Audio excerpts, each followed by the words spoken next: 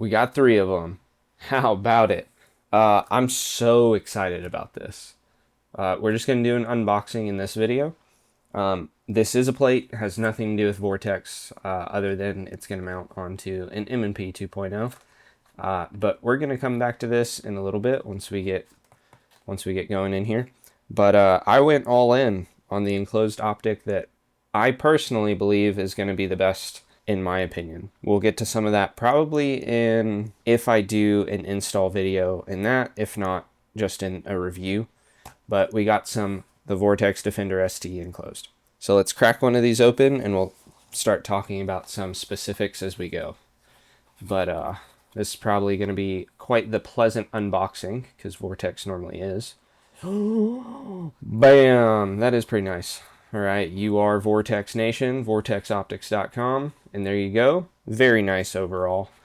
We got our nice little optic here that we will actually get to last. Let's pop this guy out real quick. So you get a nice big QR code for your getting started, which, sure, getting started manuals are normally pretty small, and there should be one in here. Hey! Or the full product manual, not the getting started manual. That is a very, very nice box right there. Let's just put that in there for consistency. I highly recommend people read this. Okay? I mean it. There's a lot going on in this manual. Please read it. Learn your optic, all the different settings it may or may not have. Even if you don't think you'll use a setting, read through it real quick. All right, so let's go through all the different things that we get. First of all, we get the optic tool. Pretty much anything you need on the optic is on this little tool. I believe that's a elongated T10. It's T10. It'll help you get your stuff done. Screws.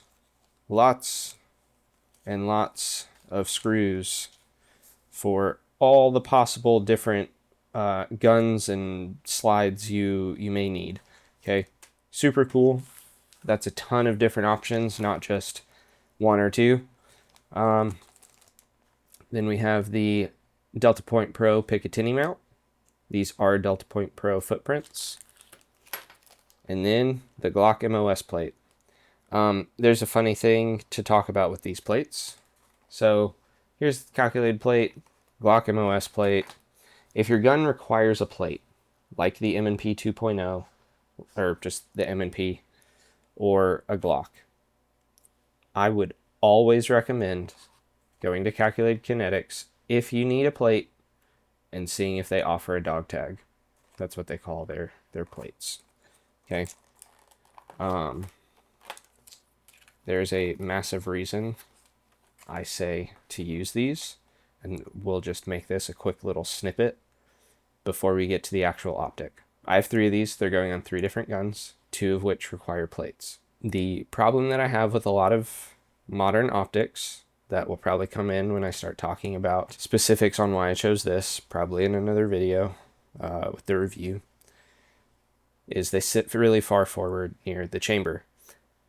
On their dog tags, on Calculated Kinetics dog tags, they add this deflector bar that deflects gas away from the glass of your optic to smudge it up after a few rounds. It deflects it off, keep your glass clean. Huge. It's also super sturdy, solid metal, and you just don't get that a whole lot. Heck, the M&Ps come with all of the possible plates you might need, and they're all plastic. So, dog tag. Boom. I reached out to Calculated and asked if they happened to do a Glock MOS Delta Point Pro plate. His words were, nope, we don't make those. What I would do if I were you, use the included plate. His words were, it's not terrible. So Tyler from Calculated Kinetics is saying, hey, for Glock on this optic, just use the included plate. It's better than it could be. So we're going with that for the Glock. We're going with this for the M&P. Go check out Calculated Kinetics if you need any plates. They have quite a few. So now let's get to the actual optic. They include this nice cover on it already. That's handy. I don't know that I've ever actually used one of these, but it's nice that it's at least a little extra protection while in shipping. Not that it really needs it, but it's got a fair bit of protection to begin with. That is some very clear glass. Slight blue tint, it looks like. Looking at that straight white. More at the top as you go. Very clear at the bottom. I don't mind that at all. Especially with how much blue light we see every day. Probably won't even notice unless yeah, like I can't tell on that. I can tell on white since it's pretty clear. But yeah, I can't tell there's blue in that at all. That's incredible.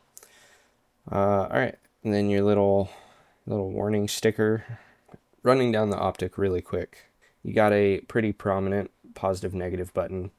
Some really quick controls are you can press either button to turn it on. To turn it off, you just hold the negative button. I believe it's 3 seconds. It might be 5. You know, up, down for your brightness levels. I believe there are 10 or 11 brightness levels on here.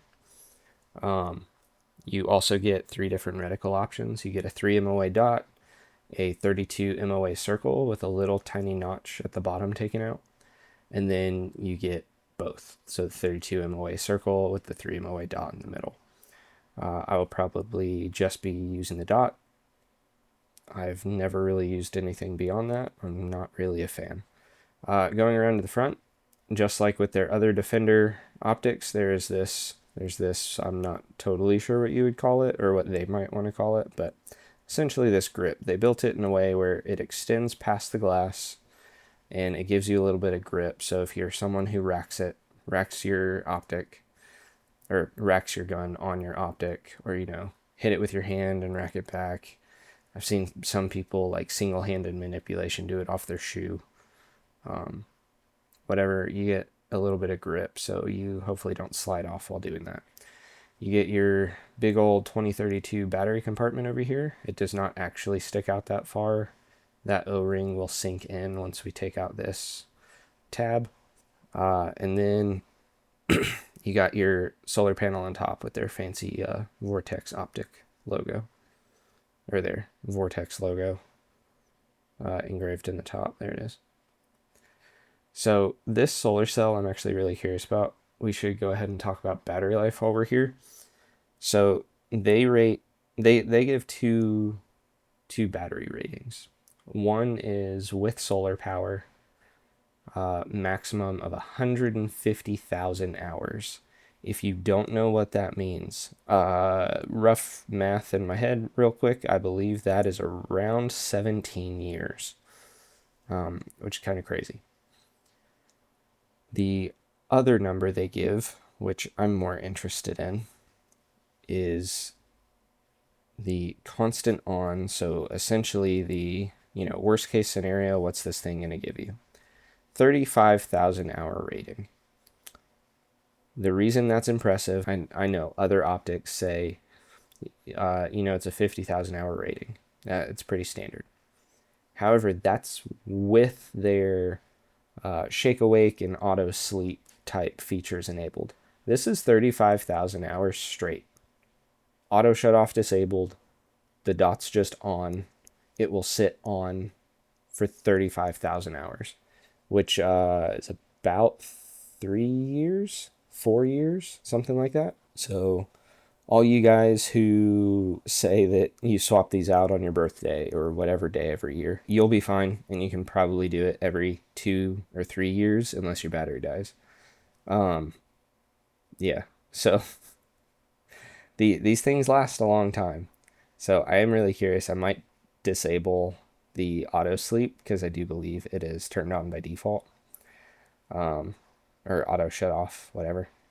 But I want to see real quick while the battery is not in if we can get this to turn on. So it would appear as though it is not what I'm thinking.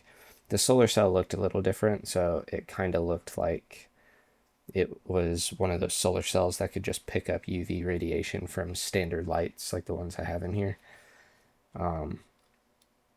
It hasn't been used too often, but like Logitech used it on one of the, well, actually, I think a couple of their keyboards. And it was a really neat feature because it could recharge off ambient light in the room. It doesn't have to be, you know, the sun. So let's turn this in real quick. Cool. All right, so before we actually turn it on, let's look at a couple more things. So the footprint, it's a Delta Point Pro footprint. Here's a Delta Point Pro plate. Sits real nice and flush. Handy, I like it. Real fancy like. On top of that, your turrets. Let me see. It's a really small turret on the side, but that should fit a case. Oh yeah. That one does for sure. Heck yeah. Yeah, so those still fit case. I like that. That is one thing I have against Hollow Sun. You have to have their little tiny tool.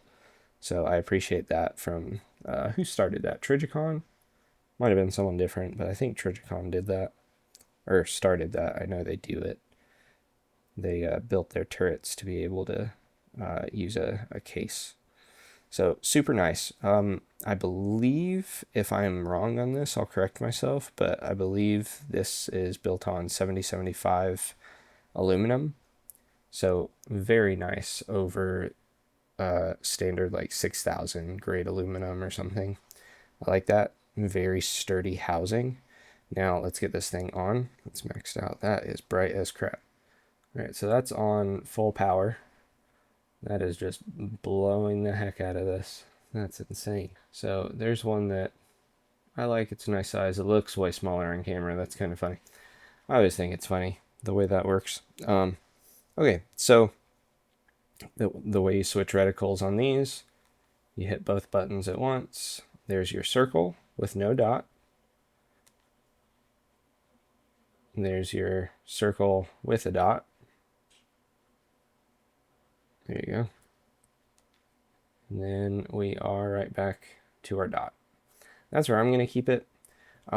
So straight out of the gate, something that a lot of people have had issue, or not issue, but curious about, is if this battery housing is going to throw off the way this looks, that silhouette when you're actually presenting the gun.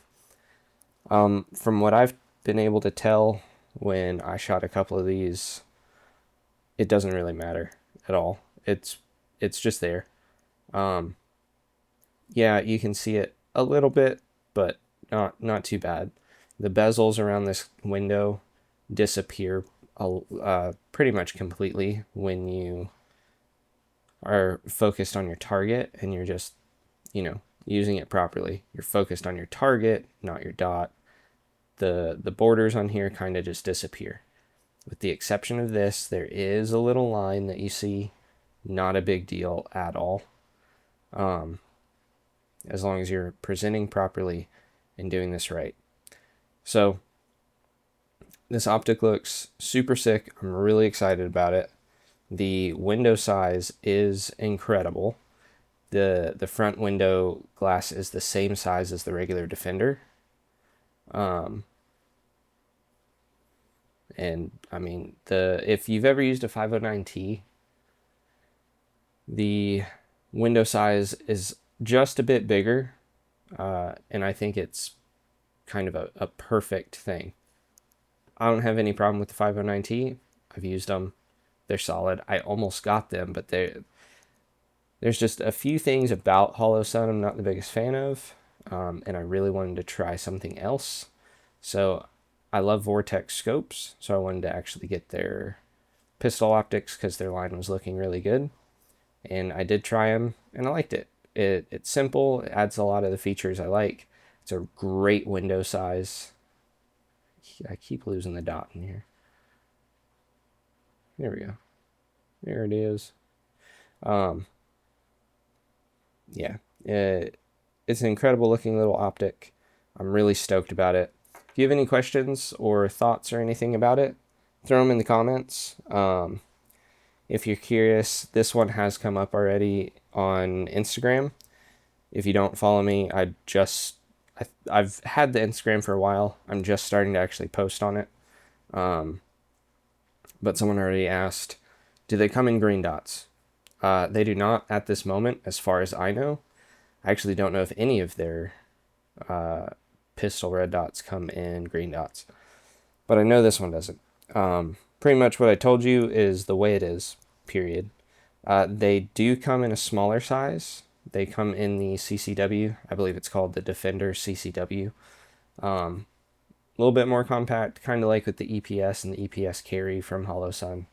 I hope that showed you a little bit about what's in there. Again, read your manual. It will tell you all the fun little things, like if you want to disable auto shutoff, how to disable auto shutoff, and any other features that might be in here. It's pretty sweet optic of the Vortex Defender ST enclosed.